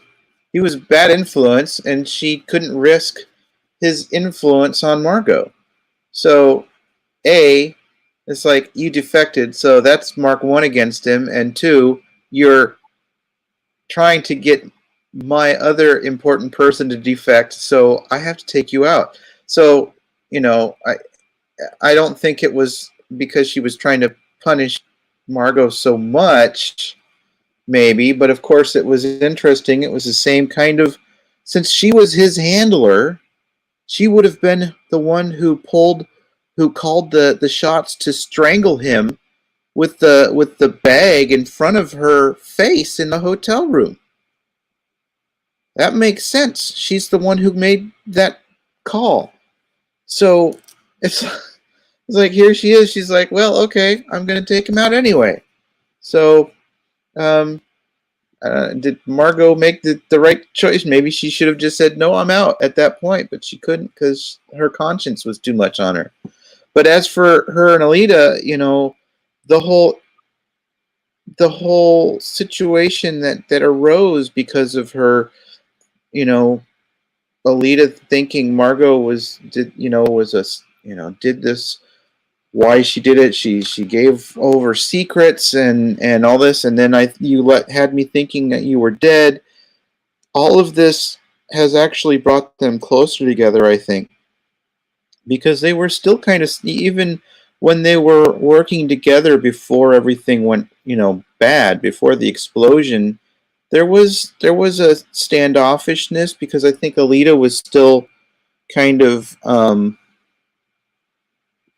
way things had gone before between them when she was growing up, you know, had kind of fractured things between them. So even though she was working at NASA, she was still kind of messing up sometimes and not sure how to handle the situation. So I think this kind of crucible kind of brought them together in a way that never would have if it hadn't happened. Yeah, and this is very true about Alita being a reluctant um, mother figure for Margot being a reluctant mother figure for Alita, and we did see that type of behavior. And certainly, when Alita has to be the one to tell Margot about Sergei, that also was something that was quite shocking. I mean, for so many of their most dramatic moments seem to happen in that room. And, that part where Margot kind of, I'm not going to say loses it, but is very upset with Irina, which I'm sure she's very upset with her all the time, but she really was angry with her. I was wondering how that was going to be because it doesn't make sense that Margot would just be, very quiet and not say anything. She was in love with Sergei and Sergei was in love with her. I kind of would have liked to have seen them maybe make it have a go in Brazil. Was that ever going to work, Julian? Uh, no, I don't think so. There was just had they gone for Brazil, had they made it to Brazil, they would have been targets anyway. Margot would have been a target, and Sergey still would have been a target. You know, Irina would have been gunning for him. I don't think they would have survived. The KGB is pretty good at getting people that they plan to get. And I also think that Alita, although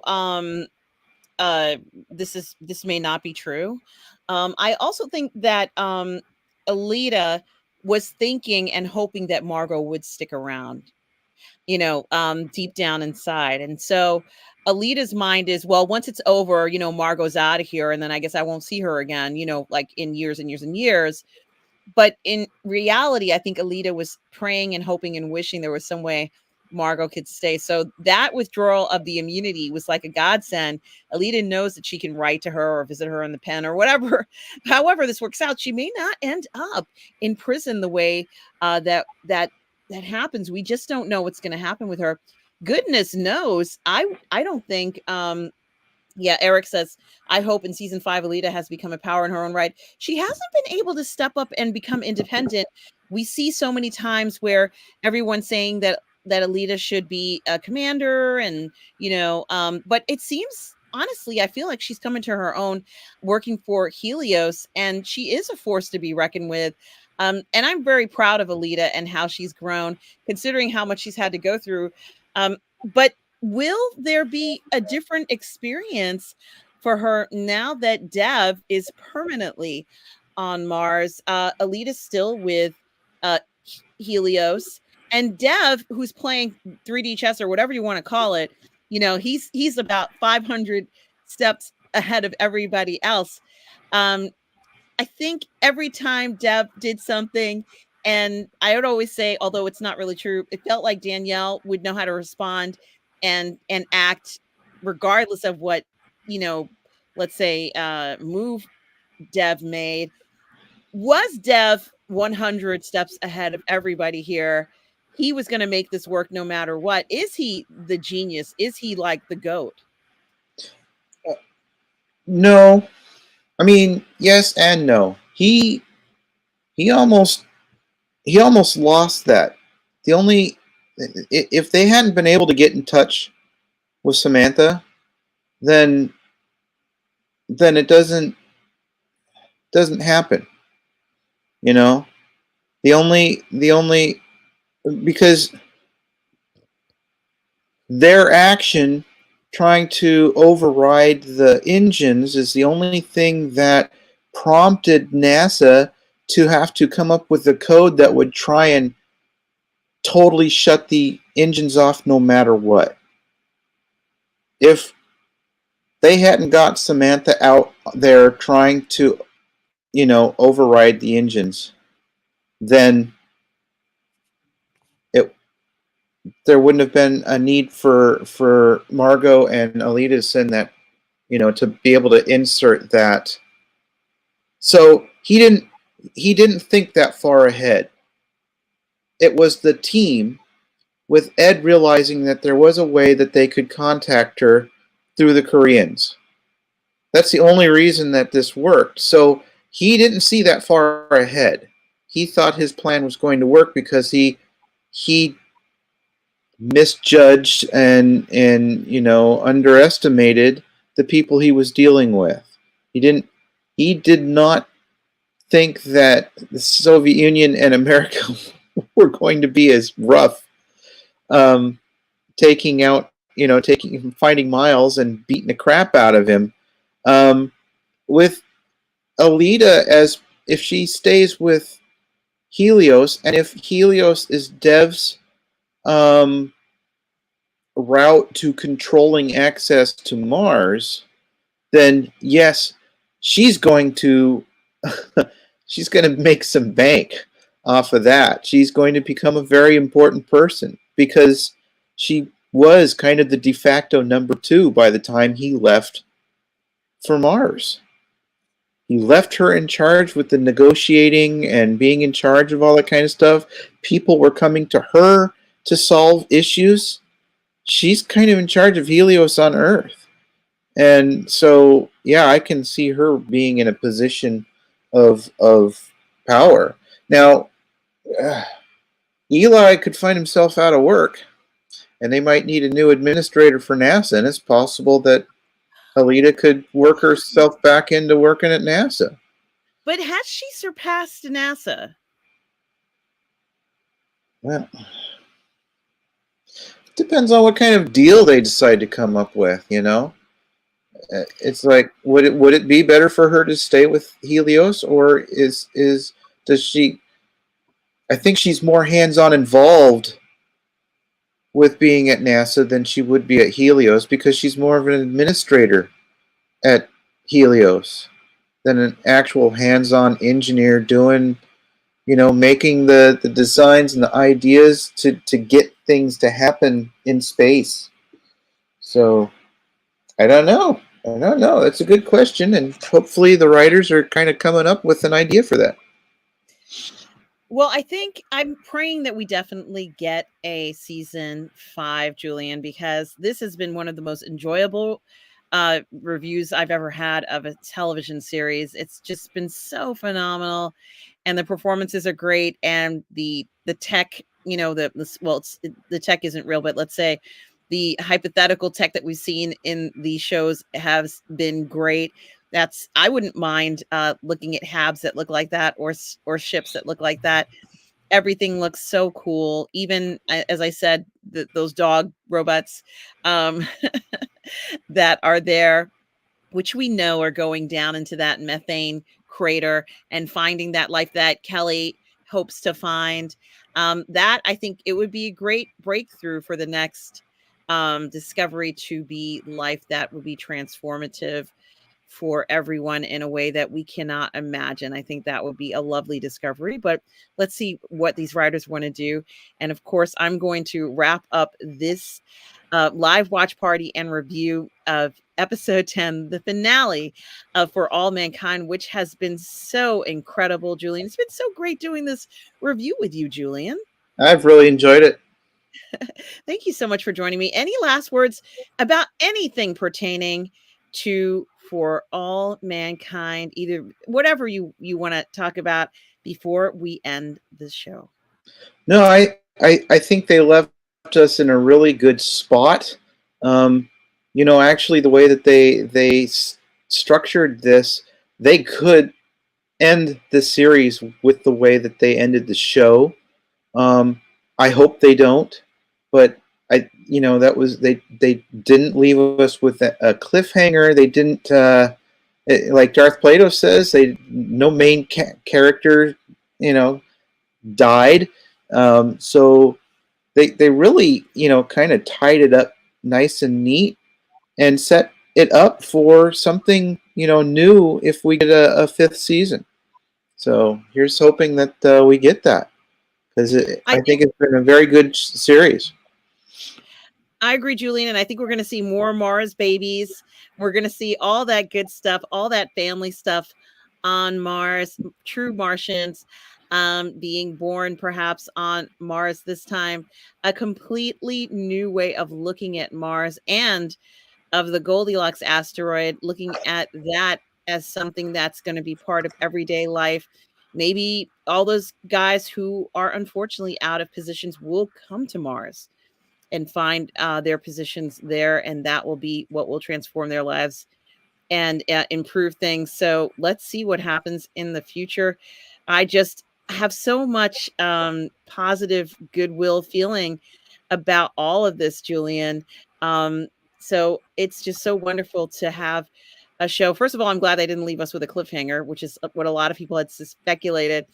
But I just love the positive good vibes I feel for this show, which has been so enjoyable to watch. One of the best shows on television, I think, out there, for those of you who have been continually visiting us for these reviews of For All Mankind, seasons 1, 2, and 3 review, as well as season 4, episodes 1 through 10. Thank you so much. I want to thank my moderator, collaborator, and good friend, Tom Jr. Jackson, for always supporting me. Thank you, Tom. we are all good people. Tom has his own channel, so make sure you guys do subscribe to Tom Jr. Jackson's channel, as well as Positive Fandom and the Burnettwork and my new channel, Roman Empire Matters. So thanks everybody for all the support. It's been so great to see you all here. Want to thank everybody for being here. It has been fun, hasn't it? Thanks, Yeah, Bruce. this is a good question. We don't know who's going to be in charge of that station. It's a good question. Joel says this is absolutely one of the best shows of all time. It better get more seasons. The triumphs and the tragedies they feel quite real and relatable. Joel says he thinks that Ed might be the new CEO. Let's see what happens, Joel. Certainly. But I want to thank everybody who stopped by here tonight for watching, for supporting the channels. Guys, there's so much more to come. There's so much more to talk about when it comes to shows here on Positive Fandom and the Burnettwork. So please come back. We enjoy seeing you all here and talk about all your concerns. Please do have a wonderful night, everybody. So good to see you all here. And guys, remember, no matter where you are out there, always remember to please be kind. Take care, everyone. Cheers.